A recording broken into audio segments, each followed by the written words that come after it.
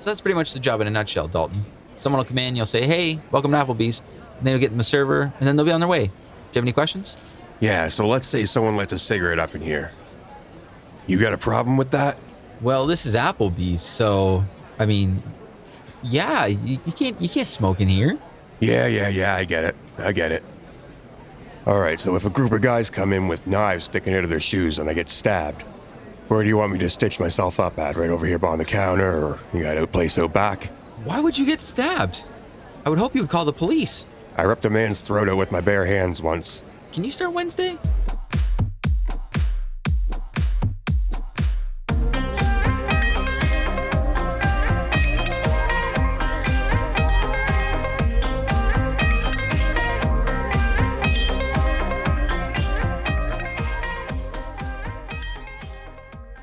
Welcome to another episode of Good Times with Bad Movies. I'm Paul Ireland. Joining me as always is my fantastic co-host, the old rowdy Tim Morrison. How are you, sir? I'm great, Paul. How are you? I'm pretty pumped up because this week we are talking about 1989's Roadhouse from MGM and United Artists. So, again, really quick, there's a lot to talk about in this, so I'll just jump right into this. If you've never seen this, just a quick synopsis so you can kind of just stay with us here on this one. It's about a brownie bouncer and expert martial artist is hired to police a rowdy bar in the Midwest. He falls for a local girl, which angers her ex-boyfriend. So I already have a few questions about this, Tim. Patrick Swayze is the star of this movie, we should say too. Did they say that he's an expert martial artist in this movie? Because I don't really remember that. I think that he might know Tai Chi. It's almost kind of like Kevin Bacon at the end of Footloose when he like ninja kicked that guy. He just pulled that out of nowhere. And sometimes Patrick Swayze kind of does that. He just pulls martial arts out of nowhere. And sometimes he is kind of like Seagal, where he just kind of is cool and calm. And then he just walks in and like snaps someone's neck and that's it. And the fight's over. How many times have you seen this movie? This is like first time, second time? Like you just love this movie, or like, what are your thoughts? So I saw this movie for the first time a year ago. Really? Yeah. It's definitely entertaining. Like, this movie is super entertaining, I find. But I don't know. It's also really confusing. It's like kind of like an alternate form of reality in what Southern bars look like. Yeah, I think at the end of the day that people remember this for there's like a ton of just chicks topless in this movie. So I think for guys and people that enjoy topless women, that's just like you're already like, okay, I'm in, right? And there's a ton of fighting in this movie too. And I think that's what people remember this stuff for, kind of the excessive stuff that goes on in this movie. And when I watched it again, I was like, because I remember I watched this a couple years ago and I was like, oh, that's awesome. And then I watched it again a couple days ago and I thought, this is kind of goofy, you know? Well, this movie isn't just for the male demographic. Like, Patrick Swayze is here for the ladies. Like, no question. Either that, or I would even suspect that there are people in Hollywood that have a severe crush on Patrick Swayze, because this man is glorified to no end in this movie. Like, on the scale of like Chuck Norris. Yeah, maybe. I don't know. I mean, I wonder if it's like in Patrick Swayze's contract. He's like, every movie's like, I want my shirt off. That's what's going on. They're going to pay me like $5 million and I got my shirt off. You know, because it's like, I don't know. That's like every scene in this guy has got no shirt on and he's either fighting somebody or he's working out. And he's sweating buckets. Yeah. And he is irresistible to the women. He will get physical in a fight for approximately 30 seconds to a minute. And by the end of it, he looks like somebody just dumped a bucket of water on him. Well, he's fighting for his life out there. But okay, so this is too much. It's too much. We're getting way too far ahead of ourselves. Let's just tone it down a second here. Let's bring it in. Why don't you say we just jump right into this movie? Let's get into it. So this movie starts out at a bar called The Bandstand, where Patrick Swayze is a bouncer. However, in this movie, they refer to them as coolers. I've never heard that before. Maybe that's like an industry term? I don't know. Yeah, I don't know. Sounds more professional than a bouncer. A cooler. Cooling the situation. I think bouncer sounds kind of cool though. It's like, you're just like, I'm bouncing you out of here, dude. You're out. Maybe maybe a cooler is like the lead bouncer. You know, there's like, and on a construction site, there's like the guys at work, you have like a laborer, and then there's the foreman, and the foreman's in charge. Maybe the cooler is the head bouncer, and those guys that work for the cooler are the bouncers. Now that you mentioned that, I do remember at some point during the movie, he refers to the other bouncers in the bar as bouncers and refers to himself as the cooler. Okay. So yeah. I'm still not quite sure how that really works, but yeah, so he's the cooler. And this hotshot named Frank Tillman, an older gentleman dressed in a white suit getting out of a limo, is going into this bar looking for Dalton. Patrick Swayze, and in this movie by the name, his name is Dalton. James Dalton. And he is standing by the bar, super cool, with his arms folded, and just kind of like, he's oddly nodding his head along with the music. Like he's perfectly still and calm, except his head is just like bobbing along with the music. And he's kind of like scanning the place looking for, I guess, no good doers. And he sees these few people sitting at a table, I think 2 guys and a girl, and they're playing some kind of a game where there's like an exchange of money or something like that. And the girl just says to the guy, "Hey, what do you take me for?" And the guy's like, $100? Basically calling her a prostitute. So he like kicks her in the crotch and like she falls out of the chair. Kicking people in the crotch. Kicking women in the crotch. What the hell's wrong with you? Someone wrote that. I'd love to be a fly on the wall during that creative meeting. We need more drama here. Can we get someone to kick someone in the crotch? Yeah, have this guy kick this lady in the crotch. So, and then that starts this whole fight, this giant brawl. Well, actually, Patrick Swayze kind of goes over to calm it down really quick. And the guy is like being held back by the bouncers, and they're like, let him go. And the guy's like, yeah, let me go. I'll beat him up. And as soon as I let him go, he grabs a knife and like slashes Patrick Swayze's arm with it. And then they just grab him and escort him out. I don't think he actually laid a hand on him. I think that was just to show how cool Patrick Swayze was. Well, it's just to let you know that, Patrick Swayze is he's a tough guy, right? He doesn't need to always be the toughest person in the room or act like that, because he is, right? That's just like, he's tough, right? So doesn't have to really, really assert himself too much unless he needs to. That's, I guess, the idea. I mean, as we're going to see later, he really, really asserts himself in a couple of ways. Yeah. I guess that's why they call him the cooler.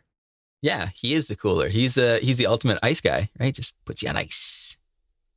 So this rich guy here, Kevin Tillman, is here because he wants to recruit Patrick Swayze, Dalton, to come to his bar in Jasper, Mississippi, and basically clean it up. Because according to Tillman here, they're cleaning up eyeballs off the floor like every night.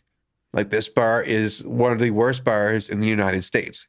And it would seem as though Dalton here, Patrick Swayze, is known like nationally, like all over the United States. Like he's one of the most famous bartenders / coolers around. So let that sink in, folks.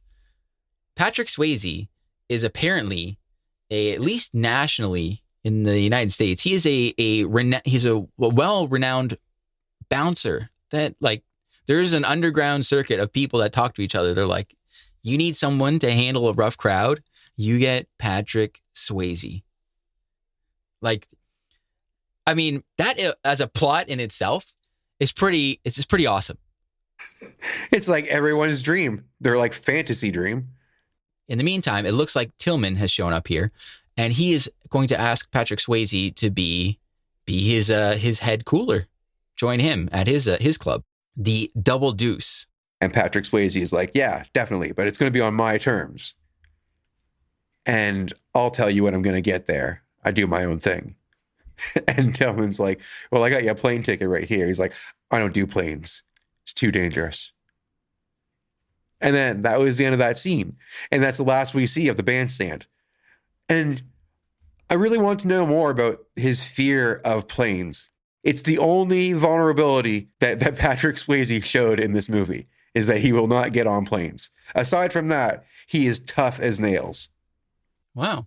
I never thought about that. You're right. That's like, that could be his kryptonite, it's his secret. It's his It's his fatal flaw. I don't know. So Patrick Swayze walks out of the bandstand and gives his car that he currently has to a homeless person on the street. He just tosses him the keys because Patrick Swayze has another one in storage. So I don't know what the point of that was, but I guess maybe it's just that he's a super nice guy on top of being tough as nails and being afraid of planes. He's just the man. He just has Mercedes. He has Benzes to throw around. Be like, here, have a Benz. That's how it's successful. Just hold on. Let that sink in right there. That's how successful apparently Patrick Swayze is in this world as a professional cooler. He is able to just give people Mercedes Benzes in 1989 and just be cool with that. And he just walk away from it. Just give him out. That's how successful he is in this world as a bouncer. So, okay. And then Patrick Swayze arrives in Jasper at the Double Deuce. So when he arrives there, immediately, like there's a whole bunch of, I guess for lack of a better word, I'll call them rednecks, stereotypes of rednecks crowded around outside, drinking beers and whatnot. And they're like, as soon as Patrick Swayze gets out of the car, they're like, oh, city boy over there. And then they say something. They said, what's wrong with Detroit cars? Because he's got a Mercedes, because he's got a German car. They're upset at that and calling him a city boy. So he's getting heckled as soon as he's stepping onto the property of this bar. That's right. He walks into the Double Deuce, which looks kind of like a rusty old barn. And there's first thing when he walks in, there's just a guy sleeping, standing up behind the door, that already sets the tone for this place. It's super grimy, really greasy. And the Jeff Healey band, also R.I.P., is just, they're playing behind a chicken wire fence. That's how bad this bar is, that they need to play behind a fence. So there's so much to discuss with this bar. First thing, we're sort of introduced to this one character who is always the most revealing dressed woman in the movie.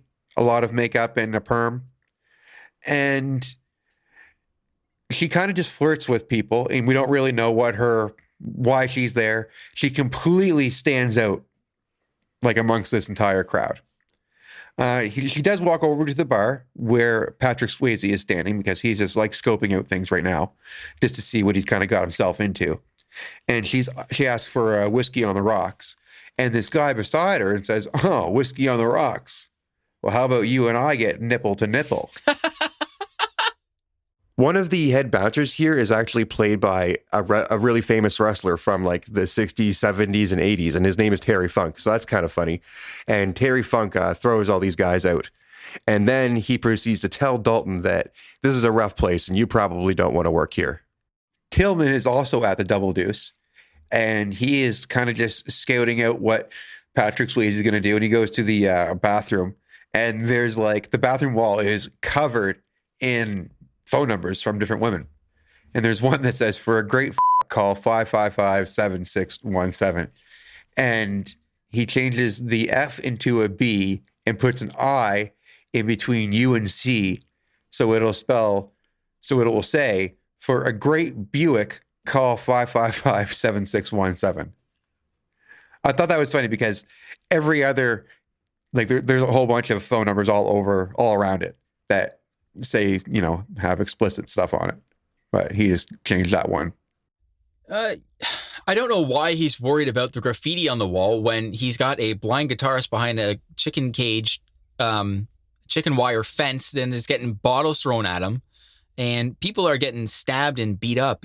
So like graffiti on the wall that he's concerned about, that just seems a little misplaced. You think this guy would really? You think he would be worried more about the fact that people are getting assaulted here at his bar, Yeah, well, he's got the cooler is going to take care of that. That's right. Now word is kind of going around the bar. People are whispering like, "Oh, I know that guy. That's Dalton." They all recognize him because he's that super tough cooler from New York that everybody's like been hearing about. That's right. He's a legend, and he goes up to the cage where Jeff Healey is playing. And he sort of gives him a little tap on the shoulder, and he's like, hey, man, what's up? And Jeff Healey in this movie is he is the guy in the know here, it seems like. Jeff Healey and him apparently go way back somewhere. So I guess at some point he must have cooled the bar that he was playing at back in the day when he was doing his little tour circuit. So while that's happening, we cut to this other scene, and holy moly. Okay. to set this up. Okay, so there's a girl and a guy sitting at a table. This girl is wearing a somewhat revealing dress, top, you could say. And this other guy, whom you would not expect to be with this girl at all, is being super creepy and smiling beside her and looking at this guy like sitting 2 tables over. And he's like, hoo, I bet you've never seen a pair of attitudes like this. And he grabs both of her breasts and just starts like jiggling them and like basically trying to sell them to this guy. And he's like, man, $20. You can come over here and kiss them. You can kiss them.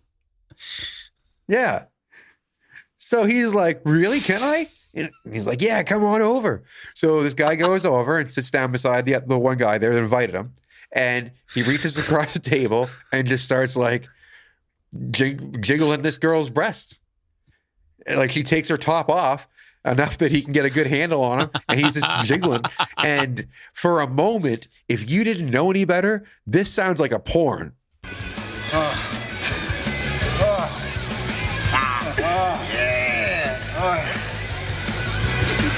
Hey, buddy, what are you doing? So anyways, that was my point. It sounds like a porn. If you did not know that you were watching Roadhouse and just hearing a clip, you might think that you were watching porn, or someone was. Anyways, so the guy and the girl get aggravated because this guy is just grabbing her breasts and not kissing them like he's supposed to. And he says, well, I don't even have $20. So that starts an all-out brawl. This bar starts getting turned upside down. That's right, because he punches the one guy who's pimping out this girl for some reason. He punches the one guy and he gets up, and then he goes to punch the other guy and he ducks, and all of a sudden people are getting hit now, and then people are getting brought into this fight, and this place turns into just all-out war. Yeah, it's mayhem. This is such a weird world that this guy is doing this at this weird rowdy bar, and this girl is like in the movie like a 10, and this guy is like he's like a 1, you know, and he's just big fat goofy dude who's just pimping this lady. Like, I just don't see. And then this fight, and this is so where in the world are they right now that this is all going on? I don't know. And all of the girls, all of the women in this are seemingly totally okay with it. Well, this is just like, yeah, this is the wildest place ever. This is like spring break nonstop at vibes. Like that's what this is. Just people getting rowdy all the time for no reason. It's Roadhouse, yeah, baby. So people are running into walls, flying like 10 feet through the air, getting smashed through tables, into the bar area. Right. And meanwhile, Patrick Swayze is just kind of standing there and just watching this all happen. He is the best bartender in the world. And he's just kind of watching this all happen. I guess he's just in dodging bottles here and there too. But I guess he's just there just to observe. He's not really flexing on these people yet. That's all over. He says he's going to take the job and he's going to clean this. He's going to clean the double deuce. The dirty deuce. Clean up that dirty deuce. Yeah. So he needs to settle down into a place, find a place to live, and get a new vehicle. He gets this old beater car. And then he goes to a farm to rent a loft apartment, if you could call it that. I would call it like maybe a little bachelor pad. It's basically, it is a literal loft. It is in the top of a barn. And this guy is going to rent it to him for $100 a month. That's not bad. Yeah. So the owner of the farm is Old MacDonald. If you ever pictured what Old MacDonald might look like in your head, this is the owner of the loft and the farm. And he's annoyed because there's this helicopter buzzing around his farm. And it's actually coming from across this river. And across the river is this giant mansion, like a huge Playboy mansion type thing. And yeah, he just doesn't like this guy because he's rich, and he thinks that he's actually circling around his farm in the helicopter to spook his horses. I don't think that Old MacDonald really hates on the guy in the helicopter because he's rich. I think it's more that this guy whose name is Brad Wesley, by the way. He is basically this corrupt man in town who apparently has everybody of importance in his back pocket. That's what I've gathered from this. And he is super rich, and he's just this arrogant guy who does whatever he wants and buys and sells people around this little small town. Yeah, everybody with a local business is paying him a percentage of their earnings, or else he will burn down your business. I guess that's the idea, right? Yeah. So the next day, Patrick Swayze gathers the entire staff of the Double Deuce and lays down some brand new rules for them to follow.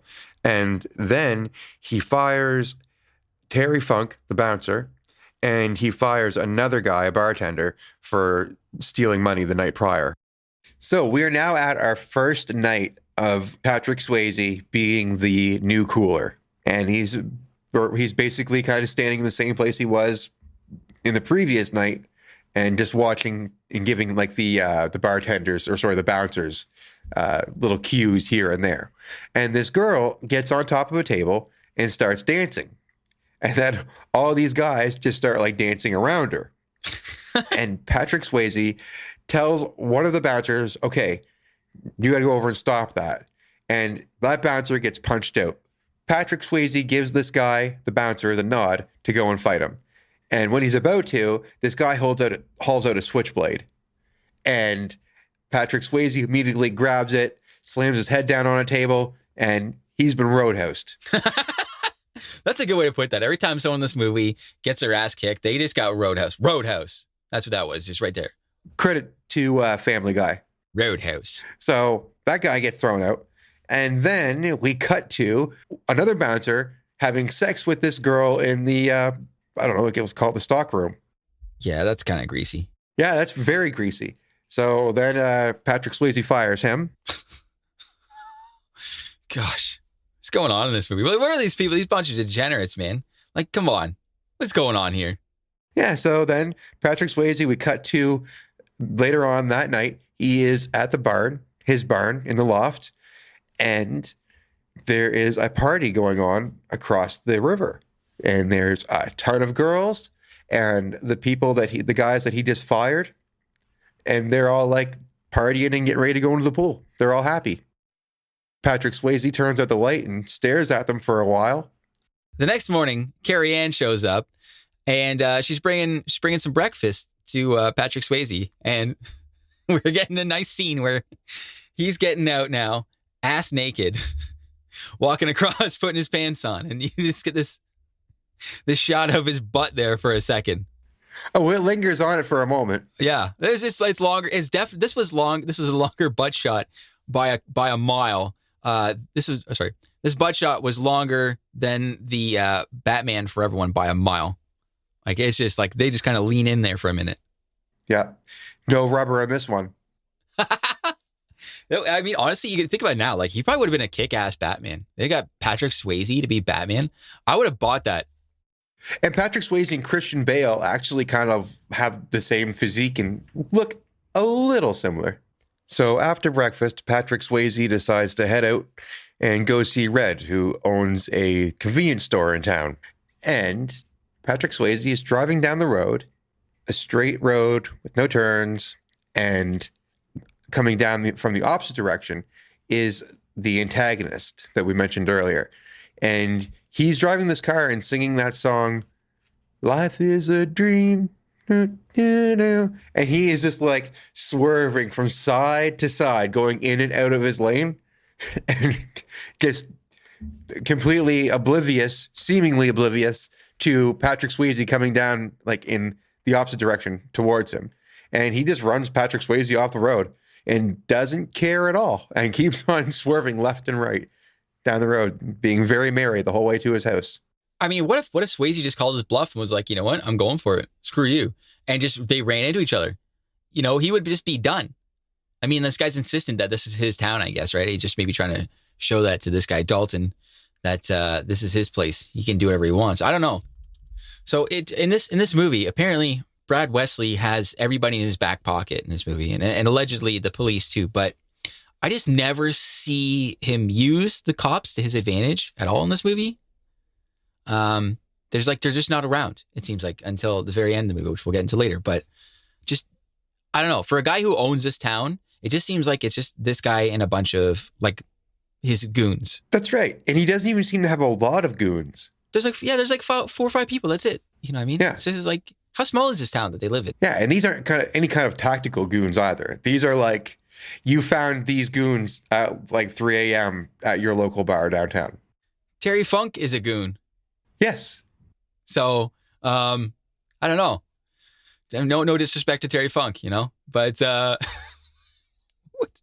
this is like how many stores are in this town? Like they could all just get together and be like, no, actually, we're not paying you money. You're paying us money, dude. We're gonna kick your ass here. And we barely see this town. Like I would hazard to guess that this is a town of like a community of 10,000, if that. Yeah, it seems like nothing. Seems like to me like, yeah, a couple hundred or like 1,000. It seems like it's a tiny little town. But there's a rowdy bar there. I don't know. But yeah, so Patrick Swayze, he's now going over to Red's and he's going to go and he's got to buy a new windshield. That's his big thing right now since someone threw a brick through the front of his the night before when he laid everybody off. So Dalton and Red are talking and, you know, Red's kind of giving the lay down of the town here. And it looks like Wesley walks in now. And this is where we kind of see, then this is kind of where it's set up that the whole town has to pay him money is as sort of protection for, or to this guy, Wesley. And so Dalton, obviously in this movie, this guy, Patrick Swayze is just completely, this guy's like a salmon. Whatever way you're trying to push him, he's going the opposite way that you were trying to go. So like, just completely anti-authoritarian here, and just does not like this. So this already sets up a little bit of conflict between Wesley and Dalton here. Yeah, and that's the only point to that scene, really. We cut back to the farm, and Paul, this is probably my favorite scene of this movie.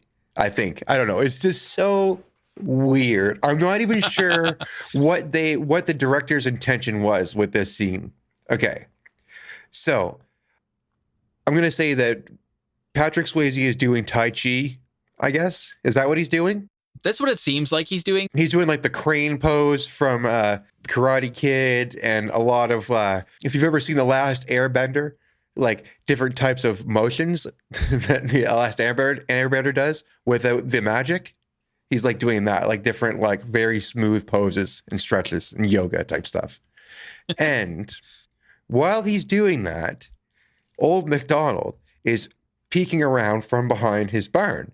And he takes off his hat for a moment and stares at Patrick Swayze. By the way, Patrick Swayze looks like he just got dumped with a bucket of water again. That's how badly he's sweating, glistening in the sun. And Old MacDonald is watching from afar from around the corner. And then we cut to across the river. Brad Wesley is riding around his property on a 3-wheeler. And now he stops to stare at Patrick Swayze doing this Tai Chi yoga type stuff. And he smiles and decides to just go on his merry way. And then we watch Patrick Swayze do some more Tai Chi for a little bit. I think it feels like this scene goes on for like 3 or 4 minutes. It's probably shorter than that. But what was the point of that? I don't know. That's just to let you know, I guess, that he's apparently a badass. That's his whole movie. They just want to let you know Patrick Swayze is a badass. And I guess if you're a woman, it's just like, hey, just stick around because you're going to see him without a shirt on, you know? Like, that's it. That's it. That's the whole point of this. This is super excessive 80s. So next evening, we're back at the Double Deuce here. And looks like Patrick Swayze has been summoned to the boss's office. And when he arrives, he notices that the bartender that he gave his papers to the other day for stealing is back.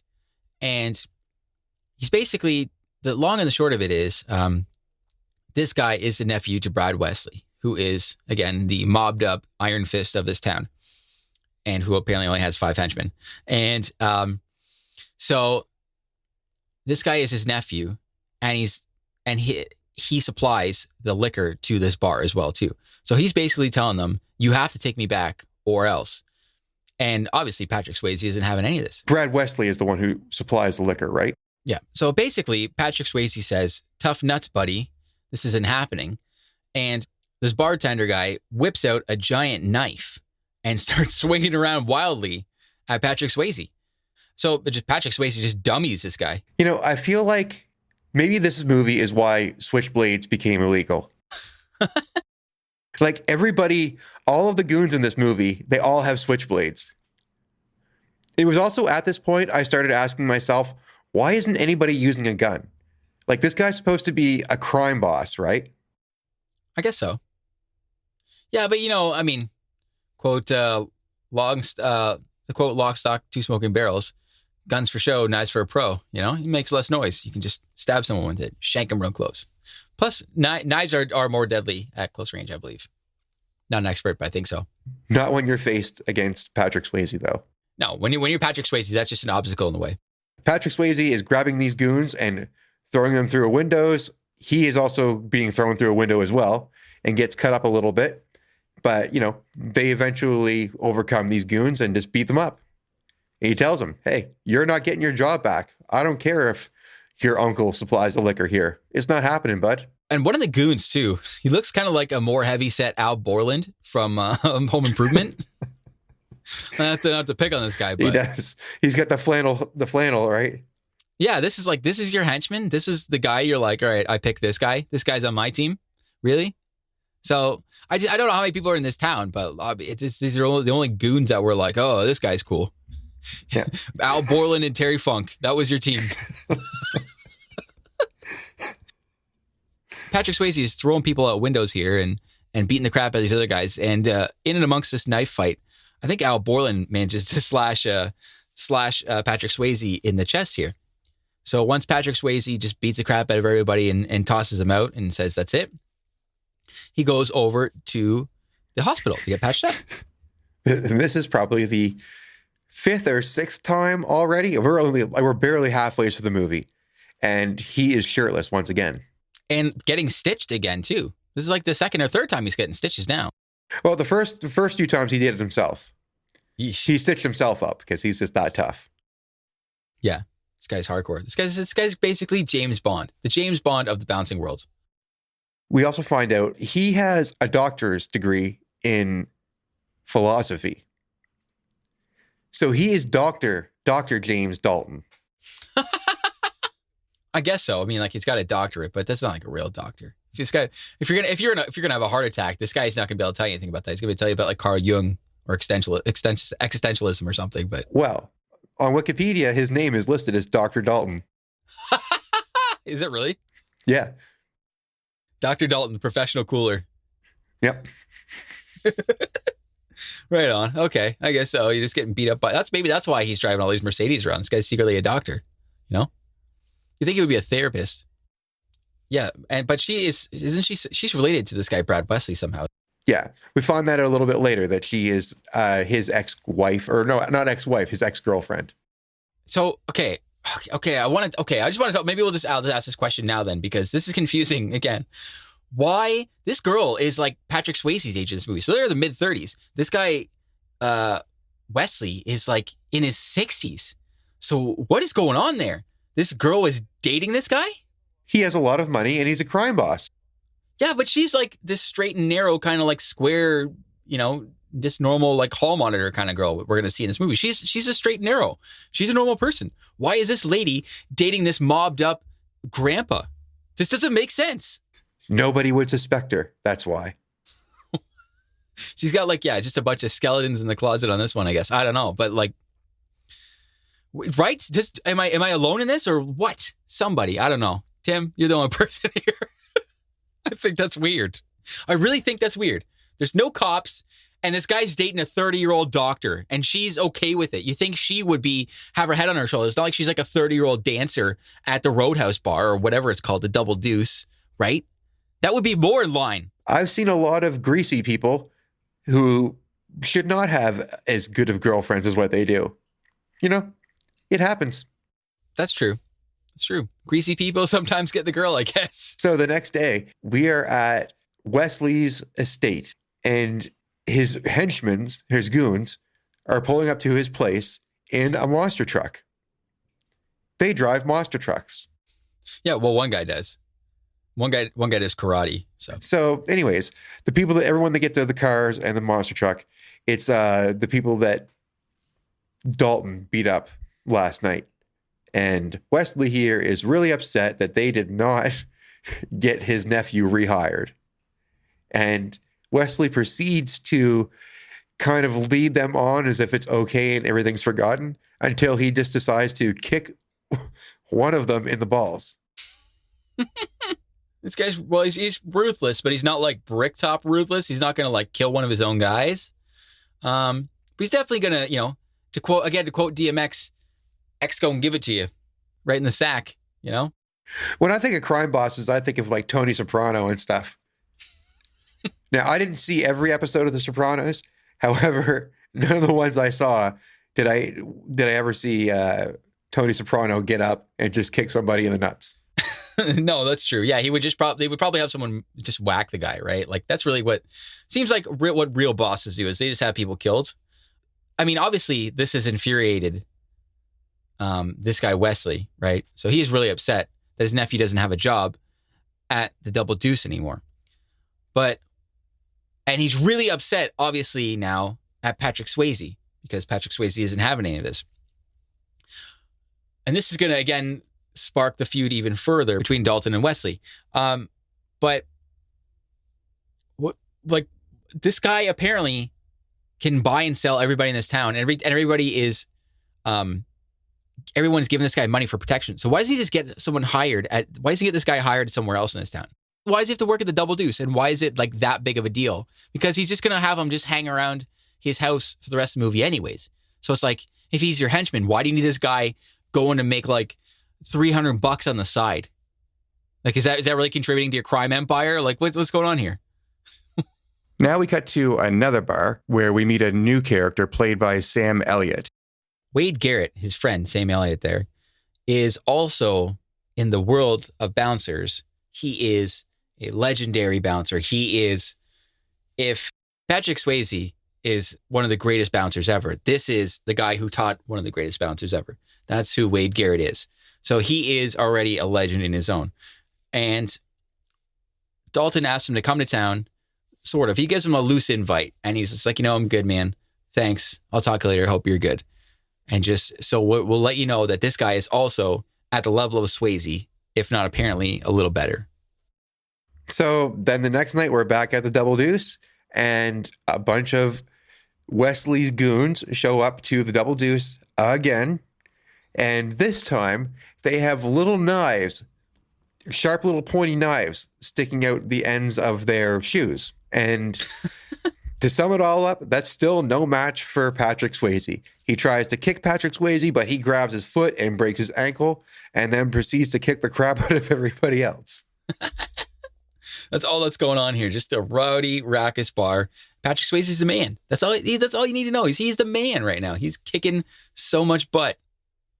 Like when we were talking before about Britney Spears and Crossroads, and I was like, she should be called Humble Brag. I just wonder if Patrick Swayze had any say in any of this, because he's just like super cool, can do no wrong in this movie, right? Like there's no one can really touch Patrick Swayze. He's apparently only afraid of planes, and he's just getting women left and right, and buying homeless people dinners and stuff. Like I don't know. Like, and he gave another homeless guy a Mercedes. Remember, he's like just like super tight with the homeless community, and that's good for him in this world that he lives in, right? But it's just this is so weird. I wonder, like they're pumping Swayze's tires here a little bit, I think. At this point, Patrick Swayze is going to meet the antagonist of the movie, and the antagonist is Wesley is having, I guess, a brunch, and basically tells Dalton that you need to leave town immediately, or else I'm going to cut off liquor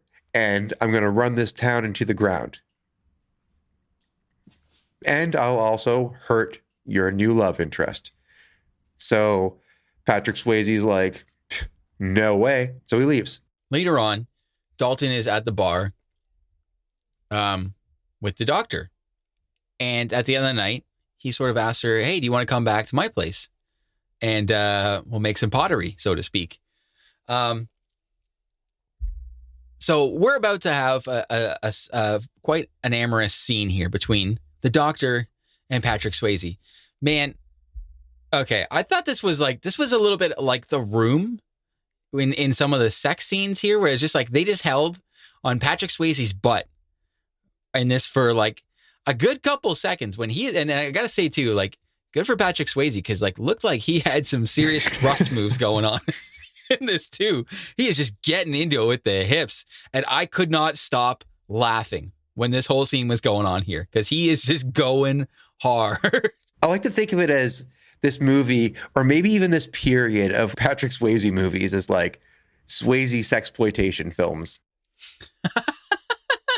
And I did think this was funny too, because after they have this crazy night of passion, she wakes up halfway through the night and he's out there again, just cheeks a flapping in the full moon, sitting there completely naked in this movie. Like he's like just naked, sitting on the roof of this place. And he's looking over at Wesley's house. So, I mean, I was like, I don't know if he's just, because, earlier in the movie, Wesley was watching him, right? In the morning. So they got something worked out. This guy's like sitting there with a lit cigarette and he's got a telescope and he's watching Patrick Swayze with his ex-girlfriend. Like, excellent. Yeah. He just waits for the rooster. As soon as he hears the rooster call, he's like, yeah, Patrick, he's going to be out there. That's not the only cock I'm about to see. But I was going to say too, though, but halfway through the night, she wakes up and they just start going at it on the roof again. Like, again, that's how much you just cannot get enough of Swayze. That guy, Brad Wesley, is actually out there watching and smoking a cigar in the middle of the night, watching this go on the roof. Oh, this movie. There's so much voyeurism in this movie. What is going on in this? I don't get it. Yeah. He's just, everybody loves Swayze. This is the world we're living in. Everyone's Swayze sexual. Irresistible. Just irresistible. That's all he is. They just eat him up. Is there an S in the LGBTQ plus and all that now? You can add Swayze to that. Swayze sexual. So, the next morning, back at the Double Deuce. Again, Patrick Swayze's doing his job, and one of the bartenders tells him that the truck delivery is here with the alcohol. So he goes outside, and wouldn't you know it, Wesley has sent his goons again. I haven't been keeping track of this, like how many times this has happened, and we've even skipped over a little bit. How many times is this crime boss going to just send these goons to this place, and they're going to get their butts kicked? Because that's exactly what happens. Patrick Swayze kicks their butts again for a little bit until his best friend, Wade Garrett, played by Sam Elliott, he shows up and saves his buddy. And they both proceed to kick the crap out of these guys. These 4 or 5 guys that he has, this is basically the only cards he's got in his deck, right? This is all he can play. So I don't know. That's all you can do is you just keep throwing it at the wall and hoping it sticks. How much do you think these guys are getting paid? Not enough. I hope they're getting paid well. How many times are they going to come back to Wesley bloody and bruised from getting their asses kicked by Patrick Swayze? And then Wesley's going to kick him in the balls and then be like, all right, I want you to go back and try harder this time. Yeah. So wait. He kicked your ass. All 4 of you, he kicked your ass at once? Okay. So here's what you should do. I want you to go back and I want you to fight him again. That seemed to work the first time.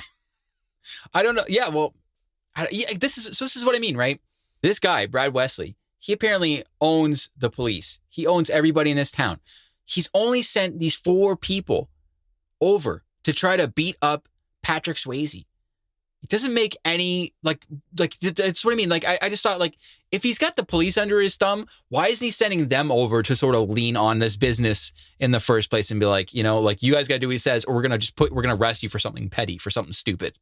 Right? I don't understand that. Dalton, Wade Garrett, and the doctor all go out.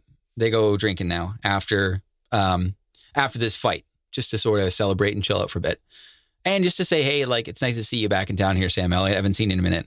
So they go out drinking. It seems like they've been drinking for an excessive amount of time here. And the doctor remarks how she is now about to go to work. She can't stay. So she's been partying for I don't know how long, for a couple hours, hanging out with these guys. Seems like they've been drinking heavily. And she is now going to go to the hospital where she works to do a shift, potentially drunk. Just want to highlight that in this movie. Highlight that. A very irresponsible doctor. That's what is going on here, right? Yeah, what is this town? Where do they live? What is going on in any of this? There has to be only 12 people in this town. That's why she's like, well, it's like, I'll get drunk. We're all good. Don't worry about it. Like, it's just, no one's gonna hurt themselves. I don't get it. Maybe they just call in the vet or something. She's just like, hey, like, I got to sleep this one off for a bit. Can you just take care of everybody for me? So they end up going back to the bar, or at least Dalton does anyway. She goes to work and Dalton goes back to the bar, and they're having a good normal night until somebody shouts out that Red's convenience store is on fire. And Dalton runs out, and as he's running towards a convenience store, it is in fact on fire, and then it just explodes. And then Red shows up and throws his hat on the ground, and he's upset. That's right. And then at this point, Dalton strolls back into the Double Deuce and sees that Brad Wesley is sitting there with his goons and his half-naked chick, his lady friend. See that? So I guess this is what I mean. The doctor, I understand this lady being like this is like her sugar daddy, so to speak. But the doctor lady, I don't understand. Maybe if they had established that earlier, that like it was like she did it because she was going to school and she needed to pay like her medical school bills or something like that. I could see like maybe that, but this lady seems like she has her head on her shoulder.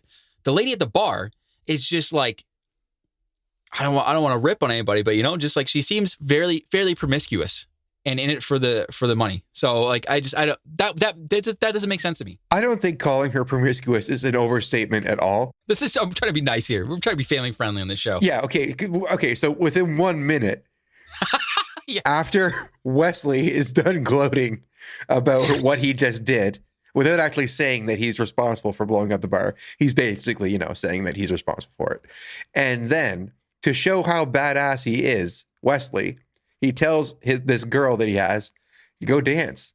So go dance. They start playing a song that's very similar to like Bad to the Bone, like down, down, down, down, down, down. And she is the only person. This is not like a bar that's lit up in any kind of way that you would expect. It's like all of the house lights are on, and she is by herself dancing around on the stage, putting on a full-on striptease show. Like she takes her tops off, and at one point she's only wearing panties and seductively dancing all over this chair and, catcalling all the guys around the bar. Rolling around on this dirty green carpet and stuff, like giving herself rug burnout. and it's weird too. There's nothing really sexual about this. It's just like, it's just awkward because it's like, this guy's like, yeah, go dance. And then everyone else is kind of standing there shocked, like, what the heck is going on here? And she's dancing to nobody. And it's like, what is this? This guy is like watching his old girlfriend smoking and stuff. And then like, he's telling this chick to dance. Like, what is this? Why is any of this happening? Why? Yeah, I don't know. So then once she's done dancing, Patrick Swayze gets her off stage. Then another one of his goons, I guess this guy is really good at swinging a pool table stick around. This guy's all Jimmy Karate here. This guy is just like, is lethal with his stick. He's Jimmy. He's prison Jimmy here. That's what this guy is. You know who he kind of looks like? Dorian from The Mask. That's who this guy looks like. But yeah, so this guy, Jimmy Karate here, is an ex-con. Apparently he murdered somebody and is also a karate expert himself. They actually tell you this guy is like a martial arts expert. The Patrick Swayze one's just kind of implied here. This is the thing. He walks in the middle of this crowd on this dance floor. They're kind of awkwardly dancing. And then he's just swinging this pool cue around, just like really aggressively, just egging people on, like asking them, like, come at me. I dare you. And the old Red Lobster gang is kind of standing there like, what do we do, man? And, Patrick Swayze gives him a nod. And they just proceed to now get the crap kicked out of them against Jimmy Karate here. So Sam Elliott comes out and he tries to dispatch of him, and he's getting his butt kicked too now. Like, that's how aggressive this guy is. He's beating up Patrick Swayze's mentor. Like, that's what next level skill this guy's at. But they stop because Brad Wesley has fired off a gun. So everybody's like, we don't want none of that. Party's over. Now this movie's going to have to change pace a little bit. After that meeting, for whatever reason, we're now at this car dealership. Old McDonald is there. The guy the Red from the convenience store is there. And it would seem like it's like a grand opening or something, but they don't actually specify what's going on. But the owner of the car dealership was one of the people in this meeting earlier. So the point of this is that out of nowhere, one of Wesley's goons shows up in the monster truck that he drives and just decides to crush all of this car dealership's cars. You've got a good point. Why? Okay, now there is an obscene amount of people at this car dealership. You're right. That is a very good question, actually. Why are there like 400 people lined up to watch this monster truck run over these cars? Like, did they all know that was going to happen, and this guy didn't? This guy wasn't in on it, or how did this monster truck sneak up? Right? That's another great question. And like, was it just that everyone in town, they chased the monster? Maybe it's like the ice cream truck in town. Whenever they hear like, do-do-do-do-do-do, you know, when you're a kid, you're like, go ice cream truck, run. And then you go out. This is like, they're like, oh, monster truck, monster truck, monster truck. And everyone's running it down the street, chasing the monster truck. And then they ended up here. I don't know. But, you know, Wesley and his gang, ruthless, just knocking down businesses left and right, just to send them a message. And right after that happens, Wesley walks in and is like, ha, ha, ha, see what I can do? I understand that, like, we're supposed to be under the impression that he has the cops in his pocket. However, you can't just ignore a monster truck driving through town and crushing cars. Like, you can't pay enough cops to just turn a blind eye to that and not get noticed, right? So that was enough to finally intimidate the master, the sensei, Garrett, Sam Elliott. And he's telling Patrick Swayze, hey, you know, I got to leave town. I want you to come with me. And Patrick Swayze's like, huh, you just go ahead and leave. I'm tough. I'm going to stay here. And then he meets with the doctor. And she also tells him to go because she doesn't want to see anyone else get hurt. Yeah, sort of. Well, he's like, hey, I'm trying to save the town from Wesley. But then she said something along the lines of like, and who's going to save the town from you? So I didn't understand that line. Like, is she thinking that he's some sort of lethal weapon? Like he's a reckless man that he's eventually going to turn around and be a tyrant on this town or something? I didn't really understand that part. You know, it's not like he's not super reckless. This is the guy who stood there during like a full-fledged bar fight like twice and got stabbed and was just like, oh, that's okay. So I don't see how this guy's just going to all of a sudden snap like he's Daenerys Targaryen in the 8th season there, where they just took a nosedive. So right after that, as they're exiting his barn, Dalton's barn, they walk out and Old McDonald's house just explodes. E-I-E-I, no. Oh, man. They're standing there like, what happened? And then no sooner, the guy who is what'd you call him? Jimmy Karate? Oh, Jimmy Karate, that's right. He comes out on from behind this burning house on a dirt bike, speeding away. Like everything was like super stealth until now. Yeah. He just like burned up this place. He's like a ninja and blew up the Old McDonald's house and just abandons all stealth and rides away on a dirt bike. Yeah. He's like, sucker. And he left. Yeah. And Jimmy Karate gets on his bike and Patrick Swayze pulls out Old McDonald from the fire. Look, at this point, Old McDonald kind of looks like Santa Claus too, because he's got a giant bushy beard and he's got on red pajamas, full red pajamas. It's like he just saved Santa Claus. That's what it looked like to me. Patrick Swayze saved Christmas. But once he saves Old Man Christmas there, he takes off. He takes off after this guy, and he actually runs and jumps and knocks Jimmy Karate off his bike. That's how fast Patrick Swayze in this movie. Again, you know, like I wish I would have tallied this one up like I did in Crossroads. But you know, like not only is Patrick Swayze apparently an amazing bartender, amazing lover. I don't even know what else he is, you know, but like he's fast enough to catch up to this bike and knock this guy off. Oh, and he's also, and like, he's a philanthropist too. Like he's giving away cars and money to homeless people. This guy's amazing. So like, super Swayze speed. Right, yeah, like no one can touch Swayze here. And now we're going to go into a life and death battle between Patrick Swayze and Jimmy Karate. Right on the shore. And it almost looks as though there's some like tiki torches lit. Kind of. I mean, Patrick Swayze just going nuts here because it's like, this goes, I mean, it kind of goes from a karate fight to just like an all out just brawl. Because now they're just like, you know, they're just, I don't even know, they're like pulling hair. They're going for the eyes almost. I think the reason why this stands out so much in comparison to the other ones is that we've just been watching brawl fights, like bar brawls, this entire movie. Like completely unchoreographed, nonsense, throwing shit everywhere's bar brawls. And now it's like the movie like switched a tone where it's almost like a Mortal Kombat, like on the shore kind of thing. Yes, Mortal Kombat. That's a great comparison there, Tim. So Jimmy Karate and Patrick Swayze are locked in this life and death struggle here. And we're just going to play you a clip of this line that Jimmy Karate is about to drop on Patrick Swayze. So just to set this up here, Jimmy Karate has Patrick Swayze sort of in this arm bar, and he's got his head pulled back. And Jimmy Karate is about to whisper some sweet nothing into Patrick Swayze's ears. I used to guys like you in prison.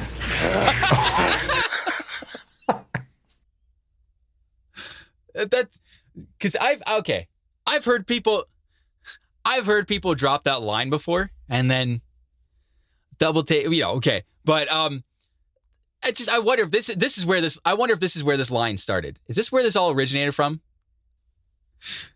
Jimmy Karate was busy in prison. Is this how he got his black belt?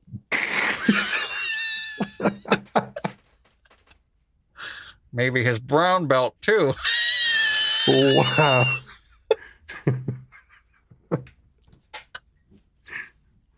Oh, wow. Yeah.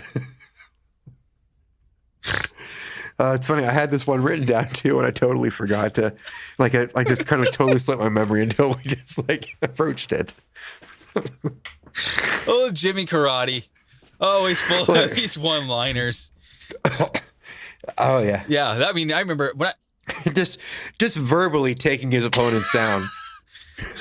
I mean, when he said that again, when I watched this again, I heard that, I was like, well, I mean, that was odd. All right. So was it a threat? You know? Was he trying to intimidate Patrick Swayze? Was he actually trying to scare Patrick Swayze into thinking that if he lost this fight, not only would he lose his life, but he's going to get raped as well? I don't know. Yeah. Maybe he was coming on to him. He's probably like, man, this guy's, just look at that. He's ripped. He smells great. I don't know. I don't know what this man was thinking. Jimmy Karate he's off the chain. You know, this guy's, I don't know. He's a wild man. He's been to prison, Tim. I don't know. We can't judge the man on how he lives on the inside. It's a tough life.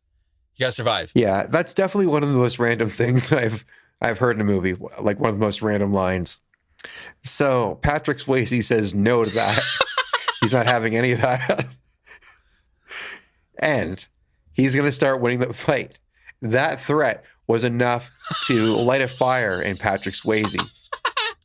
That's right. Like the next move that he pulls here, this is like, I've only seen this done in kung fu movies. Like legit. It is, and I wonder if this is where The Simpsons got the touch of death from. Like, it is a 5-point sort of maneuver here that Patrick Swayze does, where he now rips out the throat of Jimmy Karate. He does a, bah! He puts his hand into his throat and rips the innards out. Yes. Apparently that just blanks out Jimmy. That's his off switch. He's done. He just passes out right into the water. And then the doctor comes by and tries to pull him out. Jimmy, and then Patrick Swayze just grabs Jimmy Karate and just drags him back in the water. Like, no, that's it. And he just screams over at Wesley, just screams at him, just like, F you, man, F you. And then he just sends Jimmy Karate across the river towards him. Like, that was his move, I guess, just a big threat. The next day, Patrick Swayze rolls up to the Double Deuce and he walks in the bar and the phone is ringing. And who is calling him but none other than Brad Wesley. And Wesley says, you basically have a choice, man. You can go save your buddy Garrett, or you can save the doctor, my ex-girlfriend. So weird. And so Swayze sort of refuses. This guy's like, hold on a second. I'm going to flip a coin. A la Two-Face. So this guy flips a coin and then just kind of looks at it, smiles, and then he hangs up the phone. He doesn't really say anything. But sort of at that moment, a beaten up Sam Elliott walks into the bar, and he is really badly just like, I guess he's got the crap kicked out of him now. He just looks really rough. He stumbles. He passes out on the ground for a second. Swayze picks him up. He's like, hey, man, just chill out. Have a beer. Relax. I got to go get the doctor. I'll be right back. Make sure that you stay safe. So he left town in spite of Patrick Swayze, and then he got caught by Wesley, and Wesley's henchmen beat him up and sent him back to the Double Deuce. At the exact moment that Wesley hung up the phone, right? Within seconds. Yeah, it's like he had another guy on the other phone, and he's like, all right, you guys there? Hold on a second. All right. And then he's like, all right, see you later, dude. Click, send him in. And then they just like send in Sam Elliott right away for no reason. Yeah. So then Patrick Swayze decides that, you know what? Enough's enough. I got to get the doctor and get out of here. So he goes to the hospital and tells the doctor that, hey, we got to leave now. And she's like, no way. I'm not going with you. You leave by yourself. So he's like, oh, damn. And then he goes back to the Double Deuce. Yeah, this doesn't make any sense, though, because this lady was at Old McDonald's barn when it blew up. She was at the bar, I think, too, when Red's place got torched. Okay. She saw Patrick Swayze rip this guy's throat out. She knows the stakes are serious. And he's going over to be like, hey, this guy is going to try to kidnap you and possibly blow you up too, or God knows what. And her instincts are just leave me alone. Like she doesn't even like be like, okay, thanks, man. And it's like, and it's not even like he doesn't even just like sort of disregard that and just wait outside for her to finish her shift just to make sure she's okay or anything. He just goes, oh, that's it. I guess she doesn't want to go with me. And he just leaves the hospital. And that's it. And then he goes back to the Double Deuce and he finds Sam Elliott stabbed. He's dead. He's laying there on the bar. He's dead. His mentor. Yeah, he shouldn't have left him alone. No, this guy it was a diversion, I guess, but why did they let him come back into town if they were just going to kill him a half hour later? It makes no sense. I don't know, but that's just going to set up the next 20 minutes of this. Boy, here we go. Yeah, there's a lot that happens here, but it's also very confusing too. So Patrick Swayze hops in his Mercedes and he's going to head back over to Wesley's place. The next scene we get is Patrick Swayze's Mercedes going full tilt at Brad Wesley's house, okay? And all of the 5 goons that just patrol this estate and are his buddies and whatever else, they're all hanging out front, having Capri Suns or whatever they're doing. They're just spending time out front, getting some air. And they've all got weapons and they're waiting. And so they see Patrick Swayze coming, just burning down the lot here. And they all start firing from like 500 feet out, which I'm like, the handguns, maybe they would have hit, but half these guys have shotguns. I don't think it's not good. Anyways, I'm not a firearms expert. But so they start unloading on this car and this car is like headed towards a brick wall. And I was in my head, I'm like, why is he just going to drive at a brick wall? Is his idea just to launch himself out the window and just like at the front windshield of this thing and just splatter all over the ground? Like, what the hell was this guy's idea? But it doesn't matter because apparently there's a ramp out front and his Mercedes just goes flying over this wall into the air. The guy with the shotgun somehow shoots, I guess, the gas tank and this car explodes into flames. And when the car comes to a stop, they open it up and they see that Patrick Swayze isn't actually in the vehicle now. Yeah, it's actually the accelerator is held down with the same dagger they used to kill his buddy, Garrett. That's right. And so the next thing that happened here, maybe it's just a bit of a continuity error. I don't know. But like, because Terry Funk is out front when they crash his car and they're all shooting at it. And then they all sort of split up and they're going to go look for this guy now. But in 3 seconds that it takes for this one guy with the shotgun to walk around the corner, like Terry Funk is laid out on the ground with blood on his mouth. Like he just got knocked out. Where is Patrick Swayze right now? And where is Terry Funk in all of this in relation to these guys? And how much time has happened since this, right? Like, did he just sneak up and he like secretly ninja punches dude in the mouth? I didn't understand that part. So now this guy with a shotgun is kind of like walking through the manor looking for Patrick Swayze, I guess. He just thinks he's inside this house now. That's where this movie seemed to take a turn for me into kind of a different movie. Now we're watching Rambo. What is this, right? This is like Hot Fuzz. Patrick Swayze is stealthing around this giant mansion, which, by the way, is just filled with stuffed killings, like stuffed animals that Wesley has killed. There's polar bears. There's every kind of animal you can possibly think of. These henchmen, goons, are walking around the house very slowly, trying to find Patrick Swayze, and one by one, he's taking them out. The one guy with the shotgun tries to go after him, and Swayze just sort of sneaks up behind him, almost like a ghost. And he comes out and knocks a shotgun out of his hand. The guy pulls out a knife, and he does this sort of like kick, knocks a knife out of this guy's hand, catches it, and then stabs him with it. And then another guy comes out from the top level with the shotgun, and he like ninja throws the knife at this guy in the chest, and the guy goes over the top railing. So now he's done. And that's it.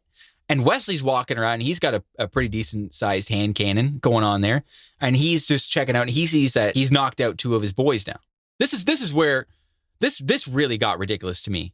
Because you're right. He's gone to his trophy room now, and there's all this, like, it's like Ace Ventura would say, this is a lovely room of death. It's just like trophy animals everywhere. And the big guy, who's kind of like Al Borland, is walking around in there. And all of a sudden, this polar bear thing just slowly starts being wheeled towards him.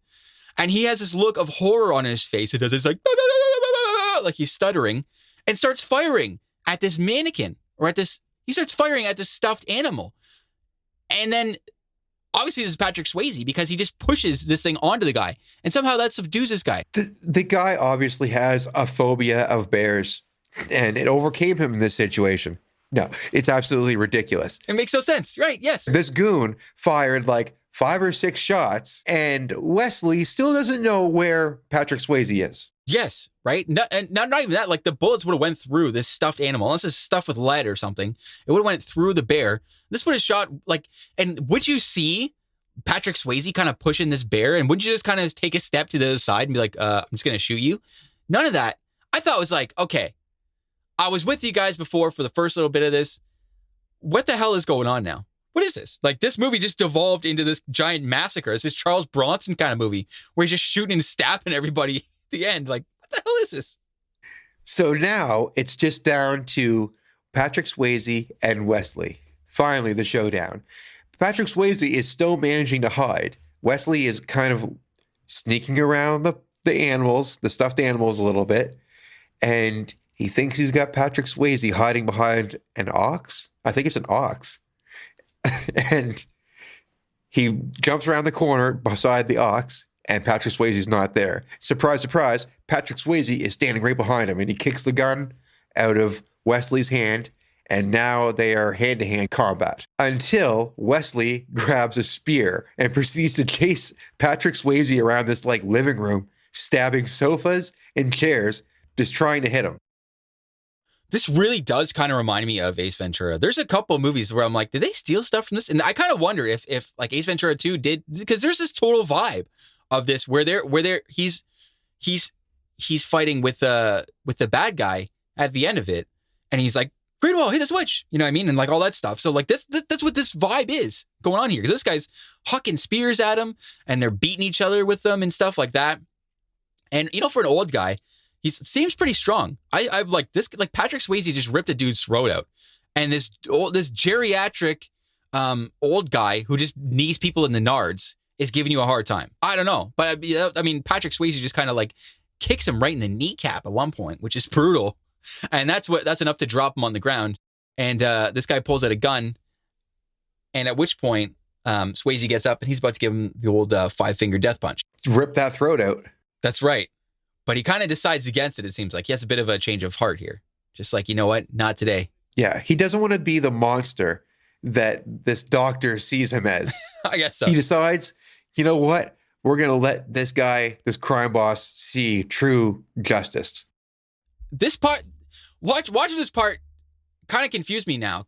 Like, it definitely caught me off guard again, having not seen this for a bit. Because, Patrick Swayze about to do the throat rip out thing, decides, I'm not going to do it. Backs away. Brad Wesley pulls out a little snub nose, and he's about to fire it. at Patrick Swayze. But then, like, his chest just explodes. And I'm like, what the heck just happened? And apparently everybody in town that met up like 20 minutes ago that was an aggrieved businessman is now standing there just taking pot shots at this guy. This was like the first 10 minutes of RoboCop, where he's just getting blown away. Like, that is the level of this guy getting massacred. This town just decided to go vigilante. Yeah, and it's pretty goofy. I couldn't stop laughing because, like, everyone's just like, pow, pow, pow. They each take turns shooting at him, getting one solid shot into this guy's chest. And it's impressive how many times he keeps getting up. Right? This was like some sort of like blood pact where they all had to commit some horrible crime together and like, we all shoot him and then we're all guilty for it, right? That's what it seemed like. And so they all do this. And now the only time we see the police show up, you can hear the sirens going. So the police are now showing up. Who called the police, first of all? Because if no one's calling the police for explosions, why are they calling the cops for some gunshots over at this guy's house now? That doesn't make any sense to me, first of all. But then they all give the guns to Red, okay? While he walks out the room, the police immediately enter the other side of the room. And they stare at this guy. They stare at Wesley, and they're like, this guy's just pumped full of bullet holes. And they're like, well, guys, what happened here? And everyone's like, I don't know. I didn't see anything, right? Did you guys see anything? Everyone's like, no, I didn't see anything. Meanwhile, this guy comes back all sweaty from hiding the guns, and he's just like, no, I didn't see anything. And they'll just kind of stand there like, oh, well, this is a real tough case. I don't really know what happened here. Well, this would be like if you and I just decided to be Batman or Robin, okay? And we infiltrate some bad crime boss, and we go in and we shoot everybody up in there. And then within seconds, the cops walk in and they say, hey, Tim and Paul, what are you doing here? They're like, oh, I don't know. Whoa, these guys are all shot up. What happened? I'm like, hey, Paul, do you know what happened? I didn't see anything. Yeah, neither did I. Sorry, cops. Yeah, well, this case is closed. I don't know. We don't know what happened here, guys. Meanwhile, right, like this is what I'm thinking too. Like, Patrick Swayze is covered in blood, okay? He's covered in everybody's blood, not just his own. This guy's beat up, okay? There is a car out front that is Patrick Swayze's that is riddled with bullet holes and also on fire. You also have numerous people that are dead around the property.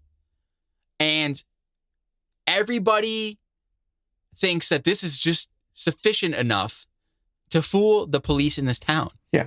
In fact, as they're explaining it off, we're seeing cuts to all these different business owners covering their mouths, trying not to laugh in front of the cops.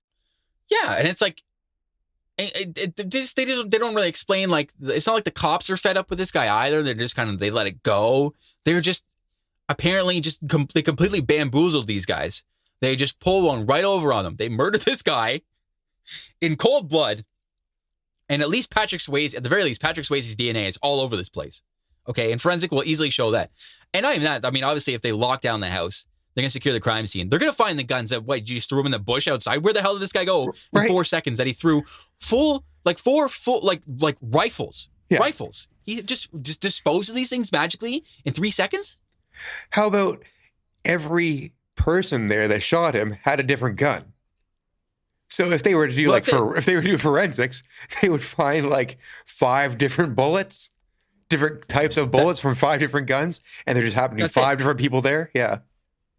Right. Yeah.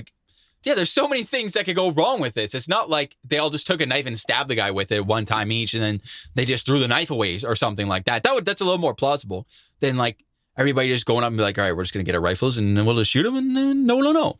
Yeah. What? Once the cops are satisfied with these flippant answers by these murderers of the town, it's a happy ending. Happy music starts playing.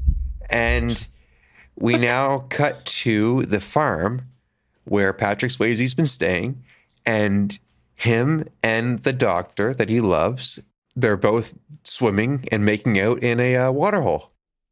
And that's pretty much it. I mean, Jeff Healey band is playing at the bar. They're having a good time. And that's it. That is Roadhouse. No one goes to jail for murder, for conspiracy, none of that. I mean, fair enough too. Like, that guy's a bad guy. He had some people killed and he burned some businesses too. I don't even think it's good to murder him, but what are you gonna do, right? It's not a bad movie. Definitely a lot of stuff in it that I think people would enjoy, like especially like guys. It's like violence and lots of good looking women that are half naked throughout this whole thing.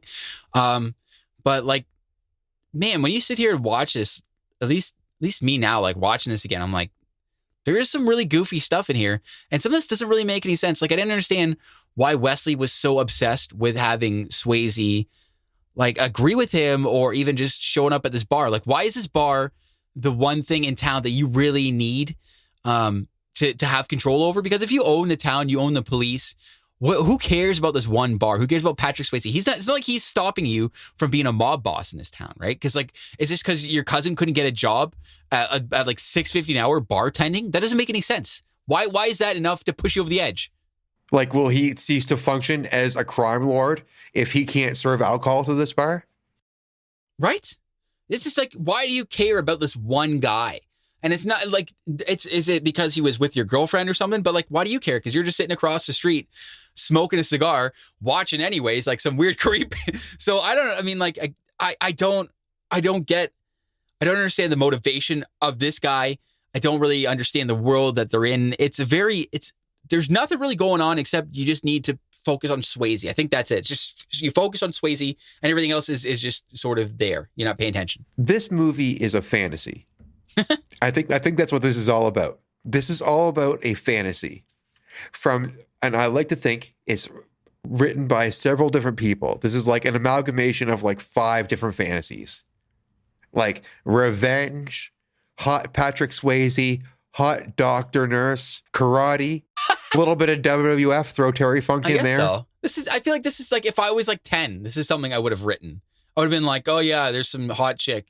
And all just maybe like a Tommy Wiseau thing where it's like every girl in this movie is like a 10 out of 10 and they all love you.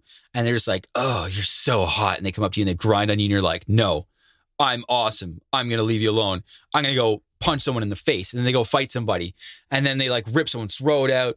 And then they're super awesome. And they give people money and Mercedes when they need it. Like, it's almost like he wrote this. Or his manager was like, his manager went to the studio and was like, this is the movie you're going to write for Patrick Swayze, where he is awesome. Or the manager was like, hey, Patrick Swayze will be in this movie, but you better make him look good. He has to have his shirt off in every scene, and he has to give stuff to no less than 2 homeless people in this movie. And he's got to have no less than 5 women try to propose him just outright for sex. Like, it's got to happen. I don't want to see him use one weapon. He defeats everyone with his bare hands. Rip their throats out if you have to. And you know what, too? There's no real dancing in this movie either. I don't know if there was dancing in Ghost. I mean, there's obviously a lot of dancing in Dirty Dancing because it's obvious, but I don't remember that. I figured maybe there'd be slow dancing or something, right? But like, because I think that was what Patrick Swayze was kind of known for too, was dancing as well, wasn't he? Isn't he a dancer? Yeah, I think you're just hung up on Dirty Dancing. I think he was a dancer. Besides what? What else? I'm pretty sure there was a Saturday Night Live skit with Chris Farley, where Chris Farley was a Chippendale and Ben Swayze's a Chippendale, and they're like dancing and stuff. In all fairness, he looked like someone straight out of Chippendales. The joke was that Chris Farley was never going to be in Chippendales. I mean, he's kind of a bear. Someone must. There's definitely an audience for Chris Farley. Not in Chippendales. It came down to those two, Patrick Swayze and Chris Farley. Like, come on. That's right. Okay. Not like a Magic Mike. I guess so. That was the standard. Yeah. Well, obviously, Chris Farley's well in on that joke way back when SNL was actually funny. Paul, would you show this to your wife? If she had not seen this before, would you recommend she watch this? No. She would be like, no. She's like, this is not for me. This is stupid. Not happening. Even with this Swayze stuff, I think she would just be like, this is too much. This is over the top. And there's like, why are all these tits in this movie? But if you were like, would you show this to her dad? I mean, he would probably be all over this. Most guys are like, sign me right up. Like, yeah, okay, I'm into Roadhouse. Like, we all know what's going on in Roadhouse. So, I mean, yeah, I definitely don't think this movie's for everybody. I think if you like action movies, if this is more of like a mindless watch. That's really what this was, you know. I bet you there is a cult following of Patrick Swayze out there that is based on a Patrick Swayze trilogy. Dirty Dancing, Roadhouse, and Ghost. Really? Those 3 movies are absolutely iconic. Like they are. And I would put Roadhouse at the bottom of those 3. However, Dirty Dancing and Ghost are huge movies. Like everybody has seen those movies. And Patrick Swayze is awesome in all 3 of these movies. Honestly, this movie is ridiculous, but it's hilarious and entertaining at the same time. Yeah, Swayze's a great actor, I think, too. He is. Yeah, and would it be crazy if the trilogy was like, it was this guy Dalton going through stages in his life, and it's like Dirty Dancing when he's a kid, Roadhouse when he's like middle-aged, and then like Ghost when he's kind of at the end, and he just like, in Dirty Dancing, he's like in his 20s. He's like just a young kid, right? He's a dance instructor. And he's like, no one takes me seriously. And he's just like out there, just like, you know, getting in with the women of the country club when no one else is paying attention. And he's just a young guy then. So he's just coming up in the world. I think that's it. He was dancing then, just kind of doing his thing. And then one day maybe he got into a fight. And then it was like, he was just like Fight Club. He was just into it. And he's like, I'm just going to go into the world of bouncing. And then he met up with Sam Elliott, who was like, I'll take you under my wing. And then he was just like, they went at it and they were just like gritty sort of street fighter, boxer sort of coolers, you know, at the strip club. And he worked his way up. That's my guess. And then he became Dalton, the man who's just giving Mercedes out to people. And then his brother got jealous when he started dating Debbie Moore. Yeah. And had to kill him. That's right. And then he survived as a ghost. And then he passed on. Rest in peace, Patrick Swayze. R.I.P. Yes. I think that's a good place to end this. Okay, yeah, let's end it there. We'll end it there with a little bit of R.I.P. to Patrick Swayze. I do enjoy this movie, even though it is pretty ridiculous. If you try to analyze this somewhat critically, which I guess I don't recommend doing that. But yeah. So that was Roadhouse from 1984. I think we're probably going to leave with a little bit of advice from Dr. James Dalton. However, just before that, I just want to let you know that you can follow us on Instagram at Good Times with Bad Movies Podcast, where we drop a lot of extra clips that didn't make it into the show. And you can also find us on our YouTube channel, Good Times with Bad Movies. We've recently added a lot of video to our episodes, so be sure to go on and check those out. And here's a little bit of philosophical advice from Dr. James Dalton, Patrick Swayze. Philosophy, man's search for faith, that sort of shit.